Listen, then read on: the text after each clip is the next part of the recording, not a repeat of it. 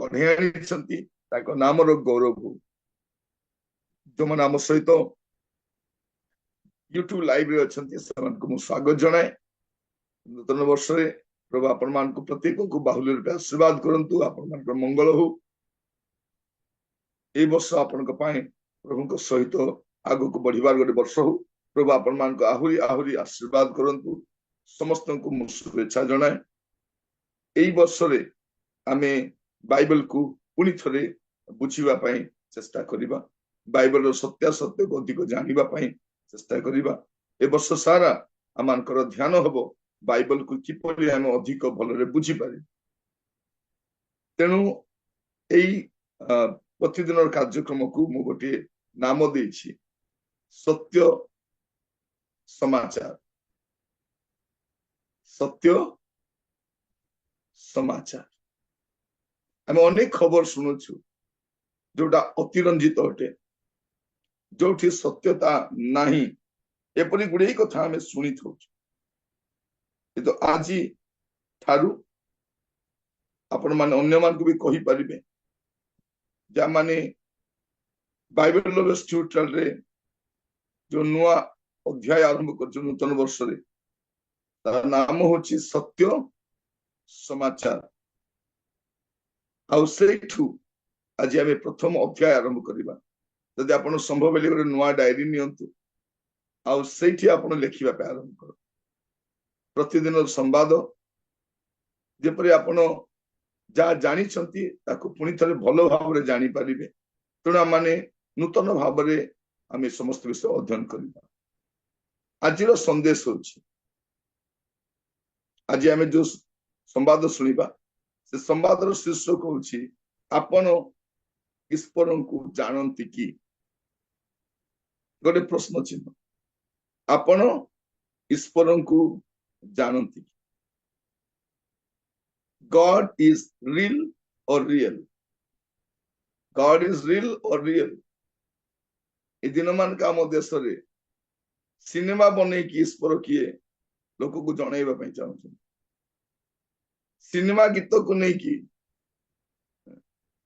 Church रे गाई भावुंट से माने ईश्वर को गीत गाँव तो एमती गोटे घड़ी संधि मुहूर्त रे आमे जो मान कारण से पाखे शास्त्र नहीं आ शास्त्र से ईश्वर को जानी पारे नहीं आ ईश्वर क्या मानवे से भी से जानती किए क्या माने किए क्या माने तो एमतीका समय रे आम देशर परिस्थिति ए प्रकार जटिल अटे ईश्वर किए से वास्तव में जानती भक्तिर भेक धरती किंतु शक्ति को अस्वीकार करती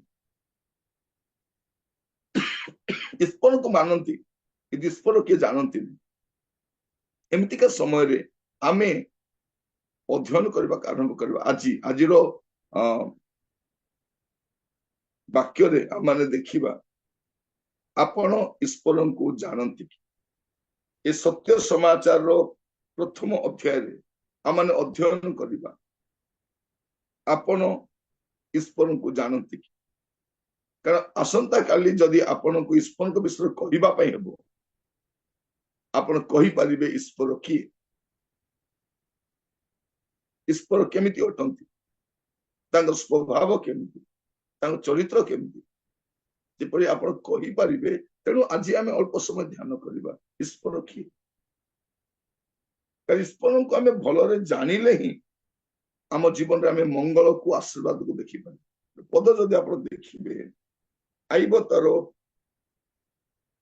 22 अध्याय 21 पद आईब 22 21 एबे तुम्हे ताहांको सहित परिचित हुओ तहिरे शांति हेबो तो द्वारा मंगल तुम्ह निकटरे उपस्थित हेबो ये कौन लिखा जाए एबे तुम्हें ताहांको सहित परिचित हुओ का सहित परिचित हुओ एबे तुम्हें ताहांको सहित परिचित हुओ तहिरे शांति हेबो तो द्वारा मंगल तुम निकटरे उपस्थित हेबो आपण प्रभु को जिते भलरे जानिबे ଆପଣ ସେତେ ଭଲରେ ରହିପାରିବେ। ଆପଣ ପ୍ରଭୁଙ୍କୁ ଯେତେ ଭଲରେ ପରିଚିତ ହେବେ ଆପଣ ସେତେ ଭଲରେ ରହିପାରିବେ। ତେଣୁ ମୁଁ ଆପଣଙ୍କୁ କହିବା ପାଇଁ ଚାହେଁ, ଆପଣଙ୍କର ଉଦ୍ଦେଶ୍ୟ ହେବା ଦରକାର ଆମେ ଗୁଡ଼ିଏ ଲୋକକୁ ଜାଣୁ ଆଉ ଅନେକକୁ ଜାଣିବା ପାଇଁ ବି ଚେଷ୍ଟା କରୁ, କିନ୍ତୁ ଯାହାଙ୍କୁ ଆମେ ଜାଣିବା ଦରକାର ତାହାଙ୍କୁ ଜାଣୁ କି? ତେଣୁ ଆଜିର ଏ ସତ୍ୟ ସମାଚାରର ପ୍ରଥମ ଅଧ୍ୟାୟରେ ମୁଁ ଆପଣମାନଙ୍କୁ କହିବା ପାଇଁ ଚାହେଁ, ଆପଣ ଈଶ୍ୱରଙ୍କୁ ଜାଣନ୍ତି କି?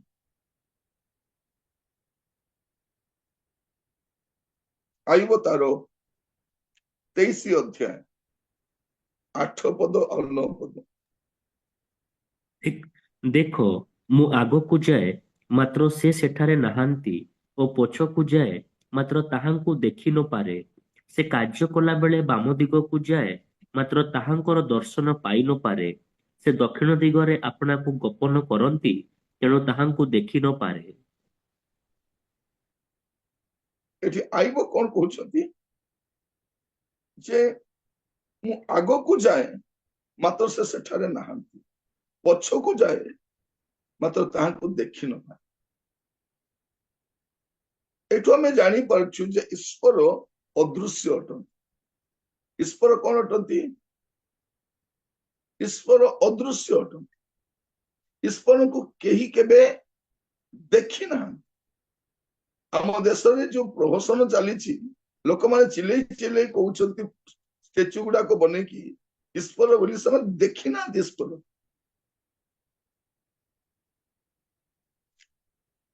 ପ୍ରଭୁ ଯୀଶୁ ଖ୍ରୀଷ୍ଟ ତ 2000 ବର୍ଷ ପୂର୍ବେ ଆସିଥିଲେ। ଏମାନେ ତ ଯୁଗ ଗୁଡାକର କଥା କୁହନ୍ତି, କେତେ ହଜାର ହଜାର ବର୍ଷର ଷ୍ଟୋରି ଗୁଡାକ କୁହନ୍ତି। ଏଟା ଲେଖାଯାଏ ଯେ ଈଶ୍ୱର ଅଦୃଶ୍ୟ ଅଟନ୍ତି। ଆପଣ ଯଦି ଦେଖିବେ ପ୍ରଥମ ଜହନ ତାର 1 ପର୍ବ 18 ପଦ, ଜହନ 1 ତାର 18। କେହି କେବେ ଈଶ୍ୱରଙ୍କୁ ଦେଖିନାହିଁ, ପିତାଙ୍କ କୋଳସ୍ଥିତ ଅଦ୍ୱିତୀୟ ପୁତ୍ର ତାହାଙ୍କୁ ପ୍ରକାଶ କଲେ। ଲେଖାଯାଉଛି କେହି କେବେ ଈଶ୍ୱରଙ୍କୁ ଦେଖିନାହିଁ। କେହି କେବେ ଈଶ୍ୱରଙ୍କୁ ଦେଖିନାହିଁ। ଆଉ ପାଉଲ ଲେଖନ୍ତି ପ୍ରଥମ ତିମୋଥୀ ତାର 6 ପର୍ବ 16 ପଦ। ପ୍ରଥମ ତିମୋଥୀ 6 ପର୍ବ 16 ପଦ। ଯେ ଏକମାତ୍ର ଅମର ଓ ଅଗମ୍ୟ ଜ୍ୟୋତିର୍ନିବାସୀ, ଯାହାଙ୍କୁ କୌଣସି ମର୍ତ୍ତ୍ୟ କେବେ ଦେଖିନାହିଁ ବା ଦେଖିପାରେ ନାହିଁ, ସେ ଉପଯୁକ୍ତ ସମୟରେ ତାହା ଦର୍ଶାଇବେ। ଅନନ୍ତ କାଳ ପର୍ଯ୍ୟନ୍ତ ତାହାଙ୍କ ସମ୍ଭ୍ରମ ଓ ପରାକ୍ରମ ପ୍ରକାଶିତ ହେଉ। ଆମେନ୍। କଣ ଲେଖୁଛନ୍ତି? ଯେ ଏକମାତ୍ର ଅମର ଓ ଅଗମ୍ୟ ଜ୍ୟୋତିର୍ନିବାସୀ, ଯାହାଙ୍କୁ କୌଣସି ମର୍ତ୍ତ୍ୟ କେବେ ଦେଖି ନାହିଁ ବା ଦେଖିପାରେ ନାହିଁ। ଈଶ୍ୱର କିଏ ଅଟନ୍ତି? ଈଶ୍ୱର ଅଦୃଶ୍ୟ ଅଟନ୍ତି। ଅଦୃଶ୍ୟ ଅଟନ୍ତି। ଏଇଟା ପ୍ରଥମ ବିଷୟ। ଏ ଯୋଉ ଦୃଶ୍ୟ ବିଷୟ ଦେଖୁଛୁ, ଏ ଆକୃତି ଦେଖୁଛୁ ବା ପ୍ରକୃତି ଦେଖୁଛୁ, ଏଟା ଈଶ୍ୱର ନୁହେଁ। ପ୍ରକୃତି ଈଶ୍ୱର ନୁହେଁ।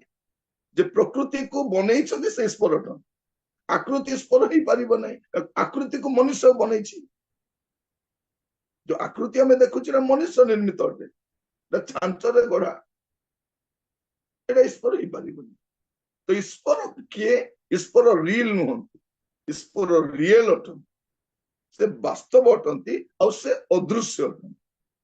ପ୍ରଥମ ବିଷୟ ଆମେ ଜାଣି ରଖୁ, ସେ ଅଦୃଶ୍ୟ ଅଟନ୍ତି। ଆଉ ଦ୍ୱିତୀୟ ବିଷୟ, ପ୍ରଥମ ତିମୋଥୀ ପ୍ରଥମ ଅଧ୍ୟାୟ ତାର 17 ପଦ। ପ୍ରଥମ ତିମୋଥୀ ପ୍ରଥମ ଅଧ୍ୟାୟ ତାର 17 ପଦ।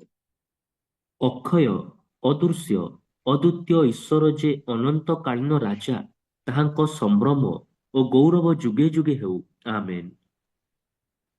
ଏଠି କଣ ଲେଖାଯାଏ? ଈଶ୍ୱର କିଏ? ଅକ୍ଷୟ, ଅଦୃଶ୍ୟ, ଅଦ୍ୱିତୀୟ ଏବଂ ଅନନ୍ତକାଳୀନ ରାଜା। ଈଶ୍ୱର କିଏ ଅଟନ୍ତି? ଏଗୁଡା ଚିହ୍ନଟ କରିଥାନ୍ତି। ଯେତେବେଳେ ଆପଣ ଦରକାର ପଡିବ, ଆପଣ କହିବା ପାଇଁ ଲୋକଙ୍କୁ କହିପାରିବେ ଈଶ୍ୱର କିଏ। ଆପଣ ଏଟଲିଷ୍ଟ ଦେଖେଇକି କହିପାରିବେ। ତେଣୁ ମୁଁ ଆପଣଙ୍କ ଏଇ ଯୋଉ କାର୍ଯ୍ୟକ୍ରମ ଆରମ୍ଭ କରିଛି ନୂତନ ବର୍ଷରେ, ଏଇଠି ଆପଣ ସତ୍ୟ ସମାଚାର ପାଇବେ। बाइबल जहाँ कुहे ताहा ही स्टडी करिबा बाइबल रो बाहर आमे जाई कि कोनोस विषय स्टडी करिबा नै तेणु यार नाम होचे सत्य समाचार प्रतिदिन गोटे गोटे संख्यारे आमे गोटे गोटे विषय अध्ययन करिबा काली नूतन वर्ष थिला तेणु आमे नूतन विषय संवाद सुनिलु दे वर्ष सारा प्रतिटी दिन आमे चेष्टा करिबा ए सत्य समाचार को भलरे जानिबा आपन हाथ रे जो बाइबल अछि से बाइबल रो परमेश्वर को बाइबल को भलरे बुझिबा से कौन अटंती से अक्षय अटंती से क्षय पाती नहीं से अदृश्य अटंती आउ से अद्वितीय अटंती से कोटिरे नुहंती से गोटिए अटंती आउ से कौन अटंती से अद्वितीय अटंती आउ से केमिति अटंती से स्वयं संपूर्ण अटंती से निजे संपूर्ण अटंती माथ्यू 5 पर्व तार 48 पद माथ्यू 5:48 ଅତଏବ ତୁମ୍ଭମାନଙ୍କ ସ୍ୱର୍ଗସ୍ଥ ପିତା ଯେପରି ସିଦ୍ଧ ତୁମ୍ଭେ ମାନେ ମଧ୍ୟ ସେହିପରି ସିଦ୍ଧ ହୁଅ। से कौन अटंती से सिद्ध अटंती माने से परफेक्टली परफेक्ट अटंती से कौन अटंती से परफेक्टली परफेक्ट अटंती से स्वयं संपूर्ण अटंती से सिद्ध अटंती अन्य माने ईश्वर को जानती कि नहीं मु जाने नहीं आपण ईश्वर को जानिबा दरकार जेते बेले केही आपण को पचारे आपण एई पद पर्व सहित कहि परिबे ईश्वर सिद्ध अटंती लेखा है ईश्वर कहानी नुहंती ईश्वर काल्पनिक नुहंती ईश्वर सिनेमा नुहंती एबे लेखक माने सिनेमा गीत बढ़िया बढ़िया लेखुछन ताकू माइक रे बाजुछि लोक भाबुछन सेईटा का ईश्वर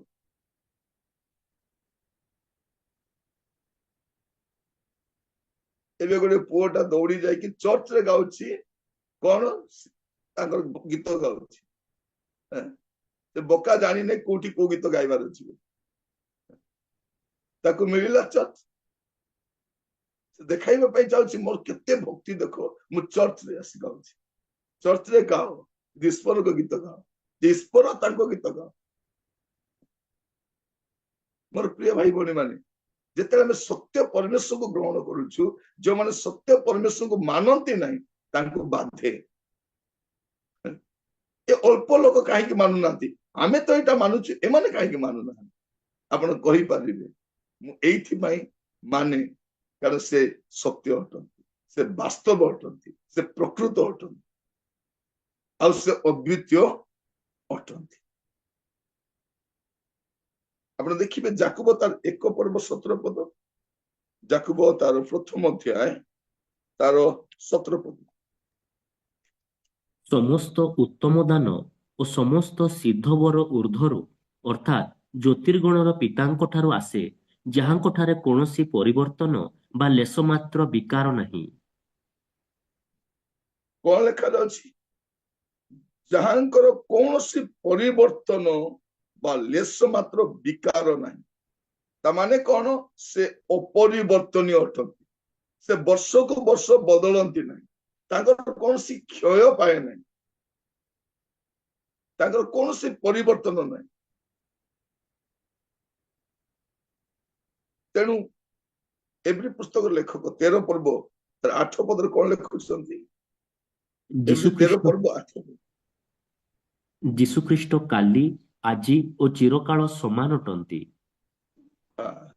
यीशु ख्रीस्ट कौन अटंती काली आजी और चिरकाल समान अटंती से वर्ष को वर्ष सान बड़ हुंती नहीं आकृति परिवर्तन हुए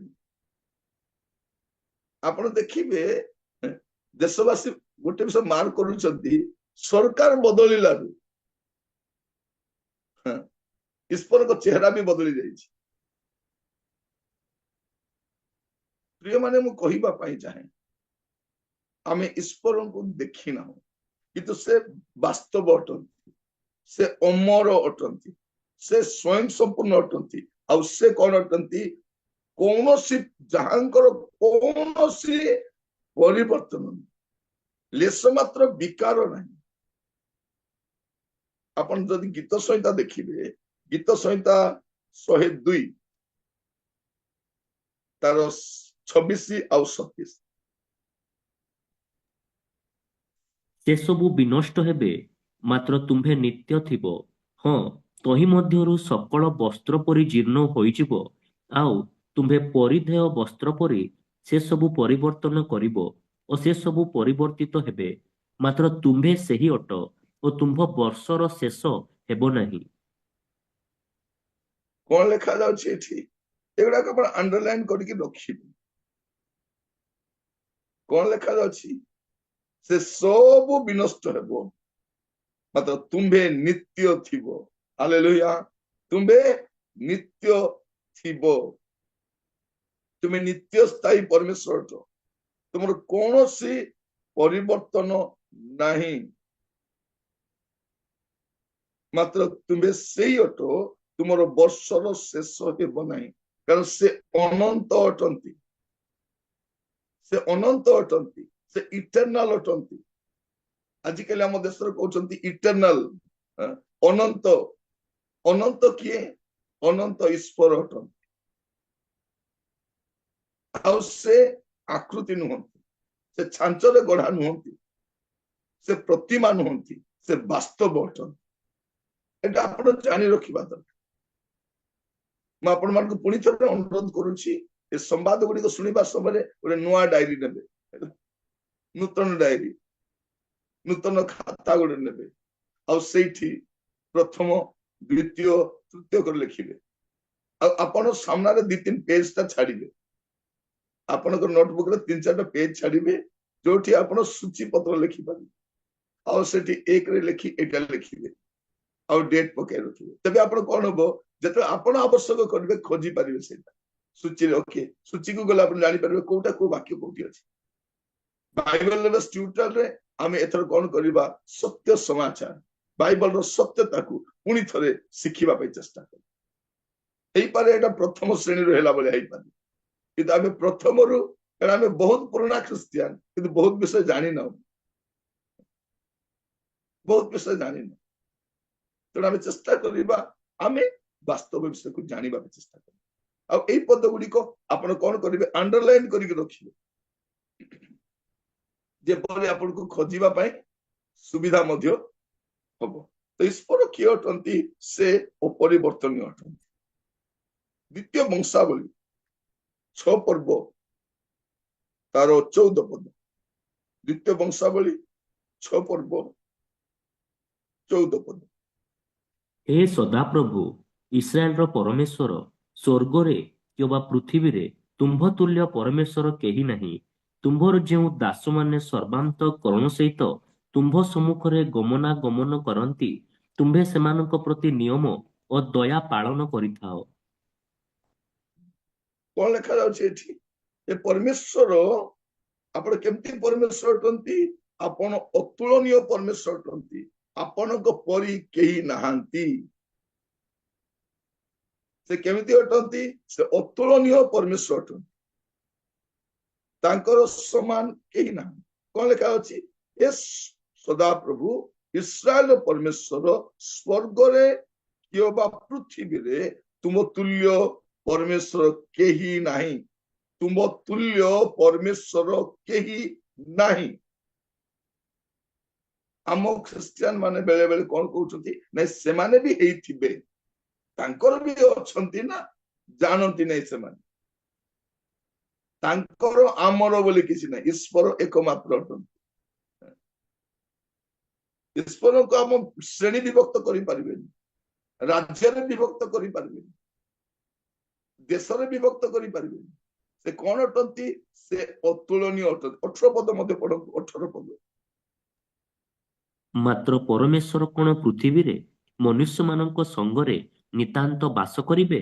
ଦେଖ, ସ୍ୱର୍ଗ ଓ ସ୍ୱର୍ଗର ଉପରିସ୍ଥ ସ୍ୱର୍ଗ ତୁମ୍ଭକୁ ଧାରଣ କରି ନ ପାରେ, ତେବେ ଆମ୍ଭ ନିର୍ମିତ ଏହି ଗୃହ କଣ ପାରିବ? ଏଠି କଣ ଲେଖା ଯାଉଛି? ସେ ପରମେଶ୍ୱରଙ୍କୁ ସ୍ୱର୍ଗର ସ୍ୱର୍ଗ ବି ଧାରଣ କରିପାରିବେନି, ମାତ୍ର ପରମେଶ୍ୱର ପୃଥିବୀରେ ମନୁଷ୍ୟ ମାନଙ୍କ ସଙ୍ଗେ ନିତାନ୍ତ ବାସ କରିବେ। ଦେଖ ସ୍ୱର୍ଗ ଓ ସ୍ୱର୍ଗର ଉପରିସ୍ଥ ସ୍ୱର୍ଗ ତାଙ୍କୁ ଧାରଣ କରି ନ ପାରେ, ତେବେ ଆମ୍ଭେ ଆମ୍ଭ ନିର୍ମିତ ଏଇ ଗୃହରେ କଣ ବାସ କରିବେ ସେ? ମୋର ପ୍ରିୟ ମାନେ, ମନୁଷ୍ୟ ମନ୍ଦିର ବନାଉଛି, ମନ୍ଦିରରେ କଣ ବାସ କରେ? ମନ୍ଦିରରେ ଆକୃତି ବାସ କରେ।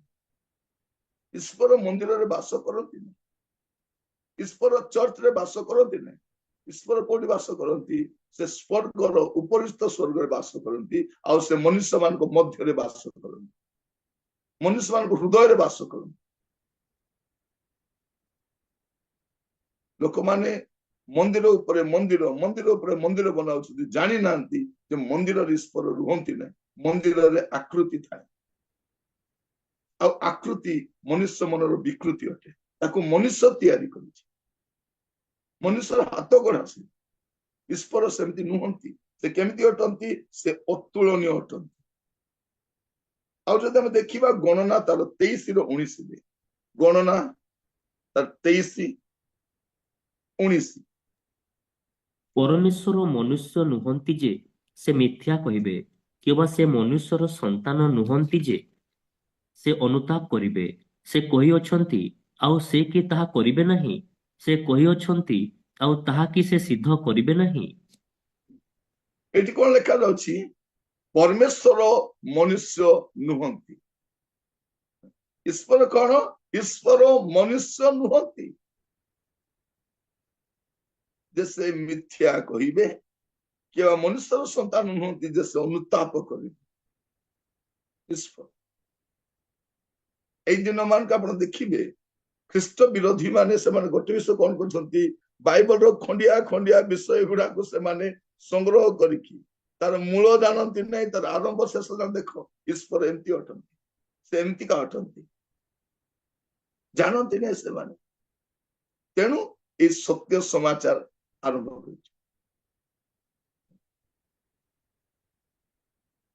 ମୁଁ ଗତ ରାତ୍ର ବସି ପ୍ରାର୍ଥନା କରୁଥାଏ, ପ୍ରଭୁ କଣ କରିବା? ପ୍ରଭୁ କହିଲେ, ତୁମେ ପୁଣି ଥରେ କୁହ ସତ୍ୟ ସମାଚାର, ଆରମ୍ଭରୁ କୁହ। ତେଣୁ ମୁଁ ଆରମ୍ଭ କରିଛି ଈଶ୍ୱରଙ୍କ ଠାରୁ। ଈଶ୍ୱର କିଏ ଆମେ ଜାଣିବା ଦରକାର। କାରଣ ଆମ ଦେଶରେ ଗୋଟେ ଭ୍ରମାତ୍ମକ ଶିକ୍ଷା ଚାଲିଛି, ଗୋଟେ ଭ୍ରମ ଚାଲିଛି। ଆମେ ଚେଷ୍ଟା କରିବା, ଆମେ ଜାଣିବା। ହୁଏତ ଅନ୍ୟମାନେ ଆମ କଥା ଶୁଣି ନ ପାରନ୍ତି, କିନ୍ତୁ ଆମେ ଯାହାଙ୍କୁ ବିଶ୍ୱାସ କରୁ ତାଙ୍କୁ ଆମେ ଜାଣିବା ଦରକାର। ସେ ମନୁଷ୍ୟ ନୁହନ୍ତି।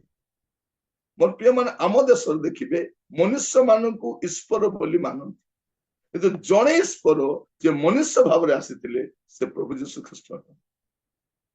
ସେ ପ୍ରଭୁ ଯୀଶୁ ଖ୍ରୀଷ୍ଟ ଅଟନ୍ତି।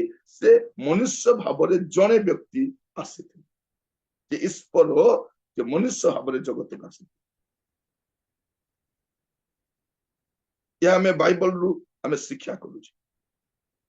ଆପଣ ଦେଖିବେ ପ୍ରଥମ ତିମୋଥୀ 2:4, ପ୍ରଥମ ତିମୋଥୀ 2:5 ପର୍ଯ୍ୟନ୍ତ, 4-5 ପଦ। ସମସ୍ତେ ଯେପରି ପରିତ୍ରାଣ ଓ ସତ୍ୟ ସମ୍ବନ୍ଧରେ ଜ୍ଞାନ ପ୍ରାପ୍ତ ହୁଅନ୍ତି, ଏହା ସେ ଇଚ୍ଛା କରନ୍ତି। କାରଣ ଏକମାତ୍ର ଈଶ୍ୱର ଅଛନ୍ତି, ଆଉ ଈଶ୍ୱର ଓ ମନୁଷ୍ୟମାନଙ୍କ ମଧ୍ୟରେ ଏକମାତ୍ର ମଧ୍ୟସ୍ଥ ଅଛନ୍ତି, ସେ ଖ୍ରୀଷ୍ଟ ଯୀଶୁ, ଜଣେ ମନୁଷ୍ୟ। ତା ତଳ ପଦ, ସେ ସମସ୍ତଙ୍କ ମୁକ୍ତିର ମୂଲ୍ୟ ସ୍ୱରୂପେ ଆପଣାକୁ ଦାନ କରି ଯଥା ସମୟରେ ସେଥିର ସାକ୍ଷ୍ୟ ଦେଇ ଅଛନ୍ତି। ଏଠି ଆମେ କଣ ଦେଖୁ? ଲେଖା ଯାଉଛି ଯେ ସମସ୍ତେ ଯେପରି ପରିତ୍ରାଣ ଓ ସତ୍ୟ ସମ୍ବନ୍ଧରେ ଜ୍ଞାନ ପ୍ରାପ୍ତ ହୁଅନ୍ତି, ଏହା ସେ ଇଚ୍ଛା କରନ୍ତି। କାରଣ ଏକମାତ୍ର ଈଶ୍ୱର ଅଛନ୍ତି, ଆଉ ଈଶ୍ୱର ଓ ମନୁଷ୍ୟ ମାନଙ୍କ ମଧ୍ୟରେ ଏକମାତ୍ର ମଧ୍ୟସ୍ଥ ଅଛନ୍ତି, ସେ ଖ୍ରୀଷ୍ଟ ଯୀଶୁ, ଜଣେ ମନୁଷ୍ୟ। ଈଶ୍ୱର ମନୁଷ୍ୟ ହେଲେ, ତେଣୁ ଲୁକ ଲେଖିବା ସମୟରେ ଯୀଶୁକୁ ମନୁଷ୍ୟ ପୁତ୍ର ଲେଖନ୍ତି। ଈଶ୍ୱରଙ୍କ ପୁତ୍ର ମନୁଷ୍ୟ ପୁତ୍ର ହେଲେ, ଯେପରି ମନୁଷ୍ୟ ପୁତ୍ର ମାନେ ଈଶ୍ୱରଙ୍କ ପୁତ୍ର ହୁଅନ୍ତି। ଯୀଶୁ କାହିଁକି ମଣିଷ ହେଲେ? ଯେପରି ମନୁଷ୍ୟ ମାନଙ୍କୁ ଈଶ୍ୱରଙ୍କ ପୁତ୍ର କରନ୍ତି। ଗୋଟେ ପରଫେକ୍ଟ ମନୁଷ୍ୟ। ତେଣୁ ମନେ ରଖିଥାନ୍ତୁ, ईश्वर मनुष्य नुहंती मनुष्य मान को लोक ईश्वर बोली मानती ईश्वर केमिति अछंती सेटा को प्रकाश करिबा पाए प्रभु जीशु ख्रीस्ट मानव देह धारण करि आसी आम देश रे तो अनेक अवतार को मानती बराह मध्य गोटे अवतार पक्षी गुड़ाक अवतार साप भी गोटे अवतार कुकुर भी गोटे अवतार मूषा भी गोटे अवतार आप देखिए गुड़े विश्वास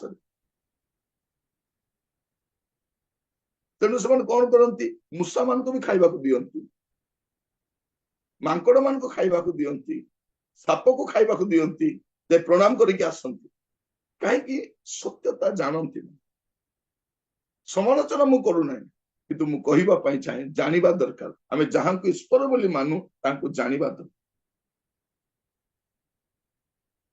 से केमिति अटंती आमे देखुतिलु प्रथम तिमोथी 6 पर्व 16 पदरे जे से अगम्य ज्योतिर्निवासी आउतरे पढिबा प्रथम तिमोथी 6 पर्व 16 पद जे एकमात्र अमर ओ अगम्य ज्योतिर्निवासी ଯାହାଙ୍କୁ କୌଣସି ମର୍ତ୍ତ୍ୟ କେବେ ଦେଖି ନାହିଁ ବା ଦେଖି ପାରେ ନାହିଁ ସେ ଉପଯୁକ୍ତ ସମୟରେ ତାହା ଦର୍ଶାଇବେ ଅନନ୍ତ କାଳ ପର୍ଯ୍ୟନ୍ତ ତାହାଙ୍କ ସମ୍ଭ୍ରମ ଓ ପରାକ୍ରମ ପ୍ରକାଶିତ ହେଉ ଆମେନ୍।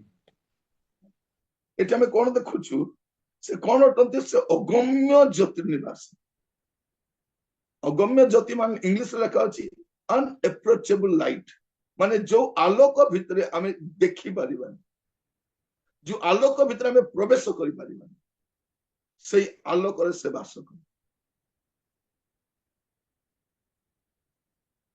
आज प्रसंग होची आपण ईश्वर को जानती कि आमे बाइबल सारा ईश्वर को विषय में देखो सारा बाइबल ईश्वर को लिखा जाए तेणु बाइबल जने न पढ़िबा पर्यंत ईश्वर को जानी पारिबन तेणु आपण माने मध्य चेष्टा करिवे प्रतिदिन बाइबल पढ़िबा पाए प्रतिदिन बढ़िबा पाए प्रतिदिन जानिबा पाए प्रभु को नाम रो स्तुति हो प्रभु को नाम रो गौरव हो आ से केमिति अटंती से उत्तम अटंती ईश्वर केमिति अटंती उत्तम अटंती आपण देखिबे गीत संहिता तार 25 रो 8 गीत संहिता 25 तार 8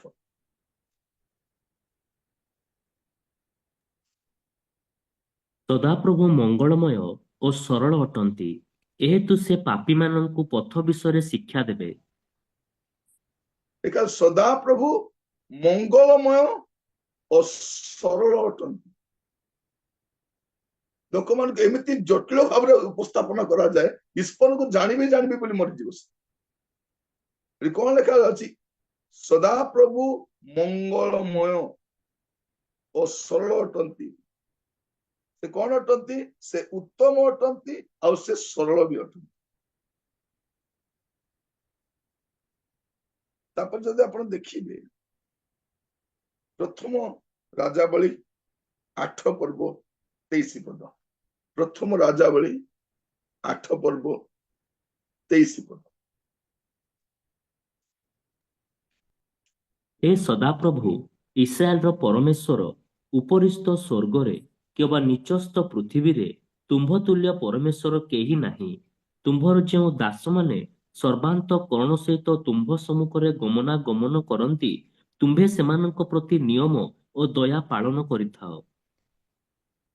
कौन लिखा जाउछि एठी परमेश्वर दयालु अटंती किंतु केउ मान प्रति दयालु अटंती आमे ताते से कौन अटंती से दयालु परमेश्वर अटंती दयालु परमेश्वर प्रभु आपण मान को अनुग्रह करन से दयालु आ से केमिति परमेश्वर अटंती से प्रेमी को परमेश्वर अटंती से केमिति अटंती प्रेमी को प्रथम जहन तार 4 पर्व तो आमे जब पढ़िबा पूरा पढ़ी जिबा 4 पर्व तार 8 रु 16 पढ़ी जिबा आमे जानि परिबा से केमिति अटंती से प्रेमी को अटंती आमे प्रथम जहन 3 पर्व केवल तार 16 पद पढ़िबा 3 पर्व 16 पद ସେ ଆମ୍ଭମାନଙ୍କ ନିମନ୍ତେ ଆପଣା ପ୍ରାଣ ଦାନ କରିବା ଦ୍ୱାରା ଆମ୍ଭେମାନେ ପ୍ରେମର ପରିଚୟ ପାଇଅଛୁ। ପୁଣି ଭାଇମାନଙ୍କ ନିମନ୍ତେ ଆମ୍ଭମାନଙ୍କର ମଧ୍ୟ ପ୍ରାଣ ଦାନ କରିବା ଉଚିତ। ସେ କେମିତି ଅଟନ୍ତି? ସେ ପ୍ରେମିକ ଅଟନ୍ତି, ଈଶ୍ୱର ପ୍ରେମିକ ଅଟନ୍ତି। ସେ ପ୍ରାଣ ନେବା ପାଇଁ ନାହିଁ, ପ୍ରାଣ ଦେବାକୁ ଆସ। ଆମ ଦେଶରେ ସବୁବେଳେ ଗୋଟେ କଥା କୁହନ୍ତି, ତୁ ନାଥ ପରମ ଦୟାଳୁ, ଦୁଷ୍ଟ ନିବାରୀ ସନ୍ଥ ପାଳୁ। ଏଇଟା ସମସ୍ତେ ଜାଣିଥିବେ, କଥା ପଢିଲେ କୁହନ୍ତି ସେମାନେ। ଯଦି ବିପତ୍ତି ହେଇଯିବ, ସମସ୍ୟା ହେଇଯିବ, ସେ କଣ କହନ୍ତି ଦେଖିଲ, ସେ ନାଶ କଲେ, ସେ ଗ୍ରାସ କଲେ। ଲେଖାଯାଉଛି ସେ କେମିତି ଅଟନ୍ତି? ସେ ପ୍ରାଣ ଦାନ କରିବା ପାଇଁ ଆସିଥିଲେ। ସେ ଆମକୁ କଣ କରନ୍ତି? ପ୍ରେମିକ ପରମେଶ୍ୱର। ଯଦି ଆପଣ ଦେଖିବେ ଯୋହନ 16 ପର୍ବ ତାର 27 ପଦ, ଯୋହନ 16:27। କାରଣ ପିତା ସ୍ୱୟଂ ତୁମ୍ଭମାନଙ୍କୁ ସ୍ନେହ କରନ୍ତି, ଯେଣୁ ତୁମ୍ଭେମାନେ ମୋତେ ସ୍ନେହ କରିଅଛ ଓ ମୁଁ ଯେ ଈଶ୍ୱରଙ୍କ ନିକଟରୁ ଆସିଅଛି ତାହା ତୁମ୍ଭେମାନେ ବିଶ୍ୱାସ କରିଅଛ। କଣ ଲେଖା ଅଛି? ପିତା ସ୍ୱୟଂ ତୁମମାନଙ୍କୁ କଣ କରନ୍ତି? ପ୍ରେମ କରନ୍ତି। ପିତା କଣ କରନ୍ତି? ସେ ପ୍ରେମିକ ଈଶ୍ୱର ଅଟନ୍ତି, ସେ ଦୟାଳୁ ଈଶ୍ୱର ଅଟନ୍ତି, ସେ ଉତ୍ତମ ଈଶ୍ୱର ଅଟନ୍ତି, ସେ ପ୍ରେମିକ ଈଶ୍ୱର ଅଟନ୍ତି। ଆଉ ସେ କେମିତିକା ଈଶ୍ୱର ଅଟନ୍ତି? ସେ ସର୍ବଶକ୍ତିମାନ ଈଶ୍ୱର ଅଟନ୍ତି। ତାଙ୍କୁ କାହାର ଦରକାର ନାହିଁ, ଆମମାନଙ୍କୁ ତାଙ୍କର ଦରକାର ଅଛି। ସେ ଆମକୁ ତାଙ୍କର ଶକ୍ତି ପ୍ରଦର୍ଶନ କରିବା ପାଇଁ ଆବଶ୍ୟକ କରନ୍ତି। ସେ କଣ ଅଟନ୍ତି? ସେ ସର୍ବଶକ୍ତିମାନ। ଯଦି ଆପଣ ଦେଖିବେ ଆଦି ପୁସ୍ତକ, ମୁଁ ଆପଣମାନଙ୍କୁ ବାଇବଲର ବିଭିନ୍ନ ଅଧ୍ୟାୟରୁ କାହିଁକି କହୁଛି, ବିଭିନ୍ନ ପୁସ୍ତକରୁ, ଯେ ଆପଣ ଜାଣିପାରିବେ ଯେ ସବୁ ପୁସ୍ତକରେ ସବୁ ସମୟରେ ଈଶ୍ୱରଙ୍କର ପ୍ରକାଶନ ଦିଆଯାଇଛି। ବାଇବଲ ଈଶ୍ୱରଙ୍କୁ ପ୍ରକାଶ କରେ। ବାଇବଲ ଏଇଥିପାଇଁ ଦିଆଯାଇଛି ଯେ ତୁମେ ପଢିକି ଜାଣିବ ଯେ ଈଶ୍ୱର କିଏ। ତେଣୁ ଆଜିର ପ୍ରସଙ୍ଗ ହଉଛି, ଆପଣ ଈଶ୍ୱରଙ୍କୁ ଜାଣନ୍ତି କି? ଆଦି ପୁସ୍ତକ 17 ପର୍ବ ତାର ପ୍ରଥମ ପଦ। ଅବ୍ରାମଙ୍କର 99 ବର୍ଷ ବୟସରେ ସଦାପ୍ରଭୁ ତାଙ୍କୁ ଦର୍ଶନ ଦେଇ କହିଲେ, ଆମ୍ଭେ ସର୍ବଶକ୍ତିମାନ ପରମେଶ୍ୱର ଆମ୍ଭ ଛାମୁରେ ଧର୍ମାଚରଣ କରି ତୁମ୍ଭେ ସିଦ୍ଧ ହୁଅ। କଣ ଲେଖାଯାଉଛି? ଆମ୍ଭେ ସର୍ବଶକ୍ତିମାନ ପରମେଶ୍ୱର।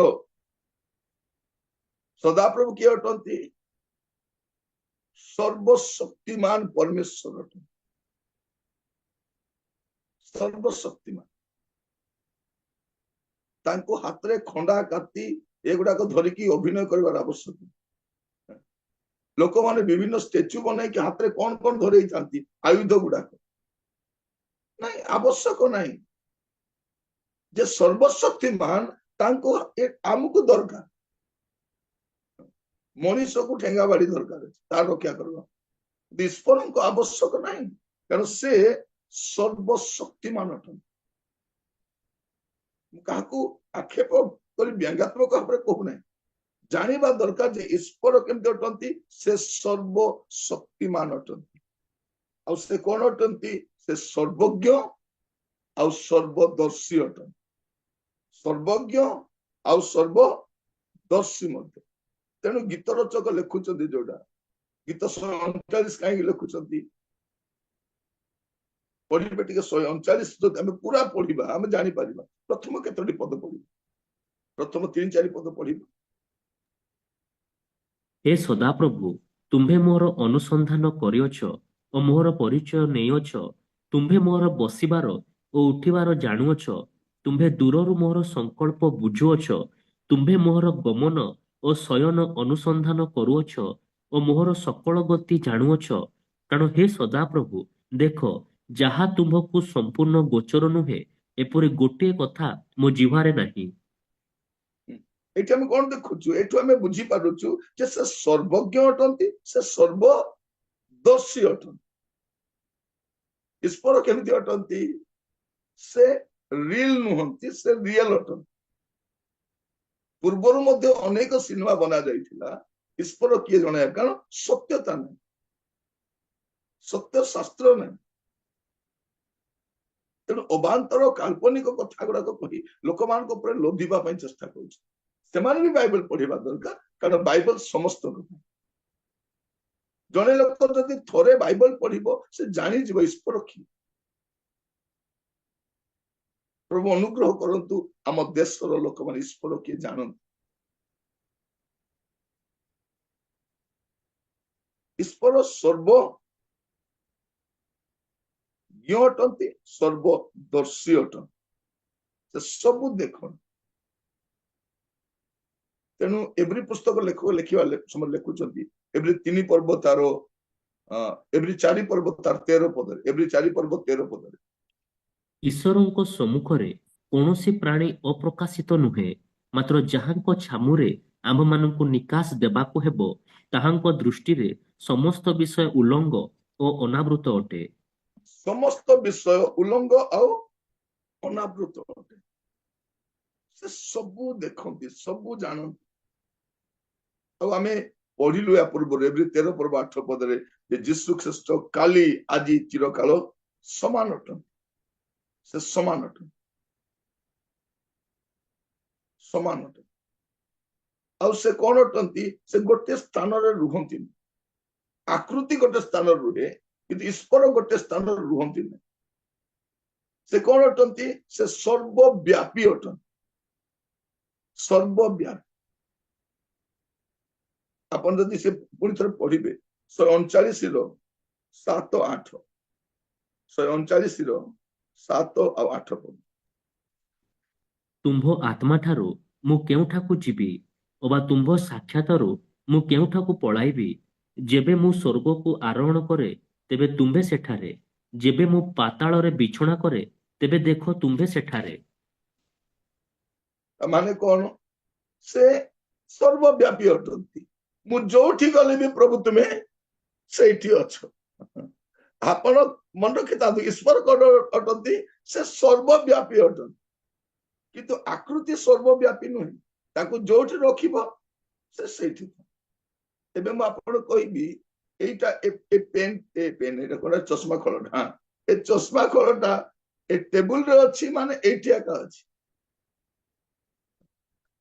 ଏ ମୋବାଇଲଟା ଏଇଠି ଅଛି, ମାନେ ଏଇଠି ଏକା ଅଛି।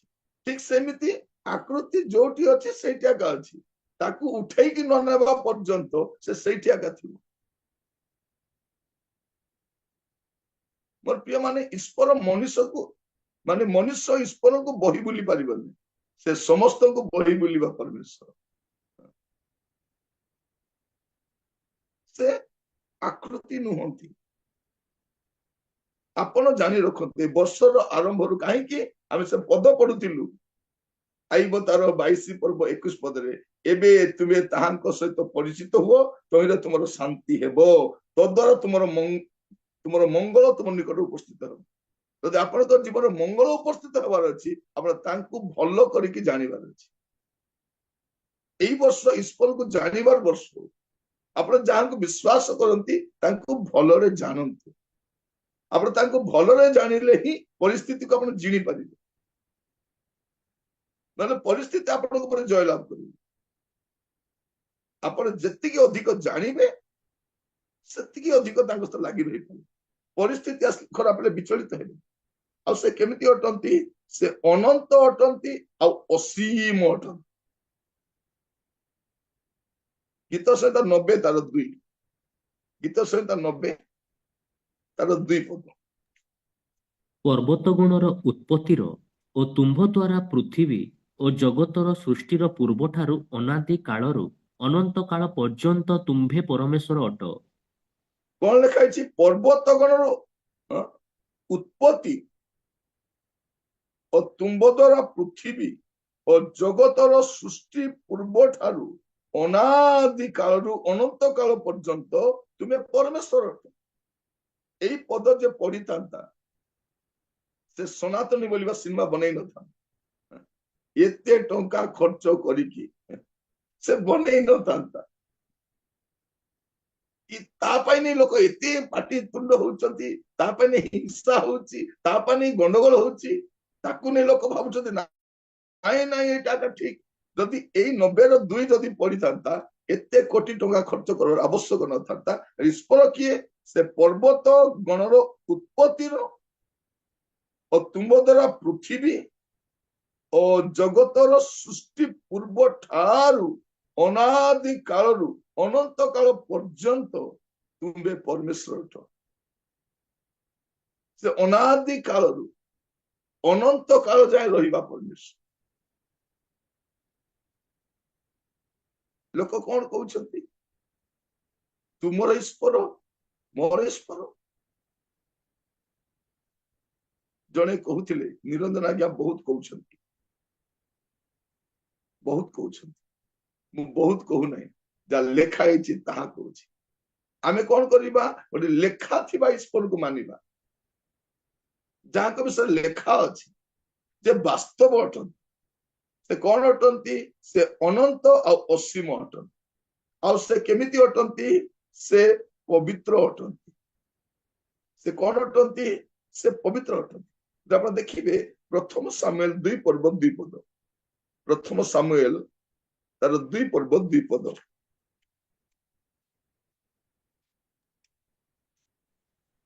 ସଦାପ୍ରଭୁଙ୍କ ତୁଲ୍ୟ ପବିତ୍ର ଆଉ କେହି ନାହିଁ ଯେହେତୁ ତୁମ୍ଭ ଭିନ୍ନ ଆଉ କେହି ନାହିଁ କିମ୍ବା ଆମ୍ଭମାନଙ୍କ ପରମେଶ୍ୱରଙ୍କ ତୁଲ୍ୟ କୌଣସି ଶୈଳ ନାହିଁ।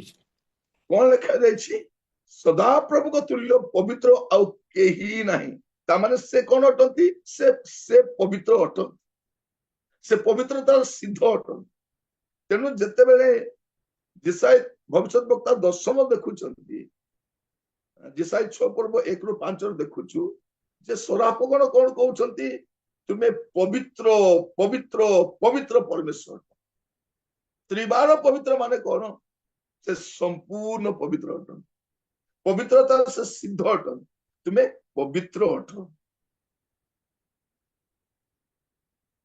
आउ ईश्वर केमिति अटंती द्वितीय विवरण तार 6 पर्व 4 पद द्वितीय विवरण 6 पर्व 4 पद बाइबल लेउटाइबा पे अलसुआ हेबे नै हैला बाइबल आपण उल्टै कि देखुथिबे आपण जदि लेखुचंदी नोटबुक भी रहइबो के जण कोन करंती खाली लेखि दियंती पेपर लेखि रखले हेबने आपण कोन करिवे चेष्टा करिवे गोटे नोटबुक रखिबा पई आपण गोटे हाथ रे लेखुथिबे गोटे हाथ रे खोलुथिबे ए वर्ष सारा बाइबल आपण उल्टैबा आरंभ कले आपण मध्य एमान को बलिया खोली पारिबे नहले मु खोली पारेनी ए माने केमिति खोलुचंती पिला माने केते शीघ्र खोलुचंती आपण जदि देखिबे अविनाश भाई मते आगो खोली पारु नथिले पारे गेले अछंती तो हां से भी खोली पार नथिले जते आम पिला माने पढिबा आरंभ कले से भी आरंभ कले एबे से मते एते सुंदर खोलुचंती आपण भी खोली पारिबे बेले बेले हमें बाइबल किए पढिबो खोजिबा ला बेलकु आज किए अछि बोली निर्मल भाई खोजला बेलकु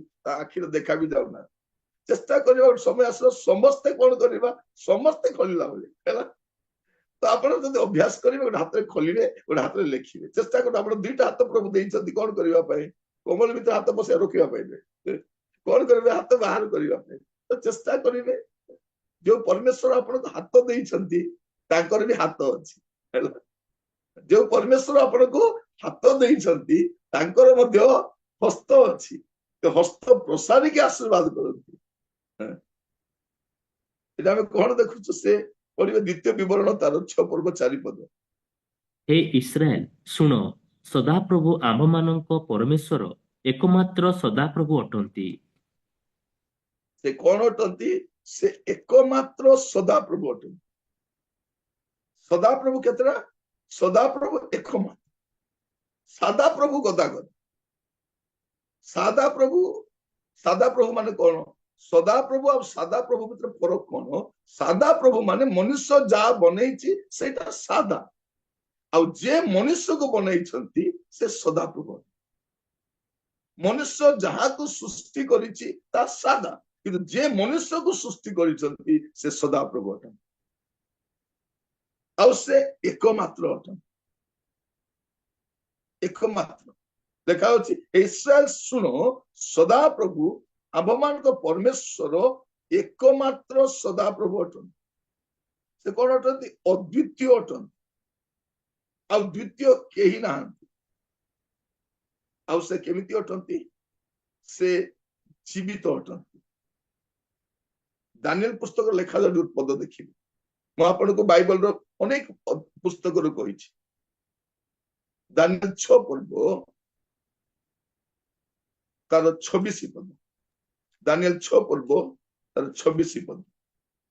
ମୁଁ ଏହି ଆଜ୍ଞା କରୁଅଛି ଯେ ମୋହର ରାଜ୍ୟସ୍ଥ ସମୁଦାୟ ପ୍ରଦେଶର ଲୋକମାନେ ଦାନିଏଲଙ୍କର ପରମେଶ୍ୱରଙ୍କ ଛାମୁରେ କମ୍ପିତ ଓ ଭୀତ ହେଅନ୍ତୁ, କାରଣ ସେ ଜୀବିତ ପରମେଶ୍ୱର ଓ ନିତ୍ୟସ୍ଥାୟୀ ଅଟନ୍ତି ଓ ତାହାଙ୍କର ରାଜ୍ୟ ଅବିନାଶ୍ୟ ଅଟେ, ପୁଣି ତାହାଙ୍କର କର୍ତ୍ତୃତ୍ୱ ଶେଷ ପର୍ଯ୍ୟନ୍ତ ହିଁ ଥିବ। ଏଟା କିଏ କହୁଛନ୍ତି? ଏଟା ଦାରିୟବସ ରାଜା କହୁଛନ୍ତି। ସେ କଣ କହୁଛନ୍ତି? ସେ ମୁଁ ଏଇ ଆଜ୍ଞା କରୁଅଛି ଯେ ମୋର ରାଜ୍ୟସ୍ଥ ସମୁଦାୟ ପ୍ରଦେଶର ଲୋକମାନେ ଦାନିଏଲଙ୍କ ପରମେଶ୍ୱରଙ୍କ ଛାମୁରେ କମ୍ପିତ ଭୀତ ହୁଅନ୍ତୁ, କାରଣ ସେ ଜୀବିତ ପରମେଶ୍ୱର। ହାଲେଲୁୟା। ପୃଥିବୀରେ ଏକମାତ୍ର ପରମେଶ୍ୱର, ସେ ଜୀବିତ ପରମେଶ୍ୱର ଓ ନିତ୍ୟ ସ୍ଥାୟୀ ଅଟନ୍ତି। ତାହାଙ୍କ ରାଜ୍ୟ ଅବିନାଶୀ ଅଟେ ଓ ତାହାଙ୍କ କର୍ତ୍ତୃତ୍ୱ ଶେଷ ପର୍ଯ୍ୟନ୍ତ ହିଁ ଥିବ। ଏବେ ଆମ ଦେଶରେ ଗୋଟେ ରାଜ୍ୟ ଚଲେଇବା ପାଇଁ ଚାହୁଁଛନ୍ତି, ସେ ରାଜା ଏକା ନାହାନ୍ତି। ରାଜ୍ୟ ଚଲେଇବା ପାଇଁ ଚାହୁଁଛନ୍ତି, ସେ ରାଜା ନାହାନ୍ତି। ସେ ରାଜା କୋଉଠି ବସିଛନ୍ତି? ମନ୍ଦିରରେ ବସିଛନ୍ତି। ଆଉ ସେ କେମିତି ବସିଛନ୍ତି? ସେ ଷ୍ଟାଚ୍ୟୁ ହେଇକି ବସିଛନ୍ତି। ଦାରିୟାବସ ଏଟା ଖ୍ରୀଷ୍ଟିଆନ ରାଜା ନୁହଁ। ଯେତେବେଳେ ଦାନିଏଲ ପରମେଶ୍ୱରଙ୍କ ବିଷୟ ଜାଣିଲେ, ସେ କଣ କହୁଛନ୍ତି? ସେ କହୁଛନ୍ତି ଏଠି ସେ ଏଇ ଆଜ୍ଞା କଲେ ଯେ ମୋର ରାଜ୍ୟସ୍ଥ ସମୁଦାୟ ପ୍ରଦେଶର ଲୋକମାନେ ଦାନିଏଲଙ୍କ ପରମେଶ୍ୱରଙ୍କ ଛାମୁରେ କମ୍ପିତ ଅଭିତ ହୁଅନ୍ତୁ, କାରଣ ସେ ଜୀବିତ ପରମେଶ୍ୱର। ହାଲେଲୁୟା। ପ୍ରଥମ କଥା, ସେ ଜୀବିତ ପରମେଶ୍ୱର, ନିତ୍ୟ ସ୍ଥାୟୀ ଅଟନ୍ତି ଓ ତାହାଙ୍କ ରାଜ୍ୟ ଅବିନାଶ୍ୟ ଅଟେ। ତାହାଙ୍କ କର୍ତ୍ତୃତ୍ୱ ଶେଷ ପର୍ଯ୍ୟନ୍ତ ହିଁ ଥିବ। ଆମ ଦେଶରେ ଗୋଟେ ରାଜ୍ୟ ଚଲେଇବା ପାଇଁ ଚାହୁଁଛନ୍ତି, ରାଜାଙ୍କର ଶାସନ ଚଲେଇବା ପାଇଁ ଚାହୁଁଛନ୍ତି, ସେ ରାଜା ନାହାନ୍ତି। ସେ ରାଜାଙ୍କ ନାଁରେ ଏମାନେ ଚଲେଇବା ପାଇଁ ଚାହୁଁଛନ୍ତି, ଯେମାନେ କେତେ ଦିନ ଥିବେ ଜଣା ନାହିଁ। 5 ବର୍ଷର କୁଣିଆ, କେତେ ବର୍ଷର କୁଣିଆ, 5 ବର୍ଷିଆ ମେହମାନ ବଦଳୁଥାନ୍ତି। ଏମାନେ ରାଜ୍ୟ ଚଲେଇବେ। ରାଜ୍ୟ କିଏ ଚଲେଇବେ? ଯେ ଅବିନାଶ୍ୟ ଅଟନ୍ତି, ଯେ ଅନନ୍ତ କାଳ ପର୍ଯ୍ୟନ୍ତ ରହିଥିବେ, ଆଉ ଯେ ଜୀବିତ ଅଟନ୍ତି। ଦେଖାଯାଉଛି, କାରଣ ସେ ଜୀବିତ ପରମେଶ୍ୱର ଅଟନ୍ତି। ପୃଥିବୀରେ ଆଉ କେହି ଜୀବିତ ପରମେଶ୍ୱର ଅଛନ୍ତି? ବାଇବଲର ପରମେଶ୍ୱର ଛଡା। ପ୍ରକାଶିତ ବାକ୍ୟ ତାର 1ମ ଅଧ୍ୟାୟ 18 ପଦ।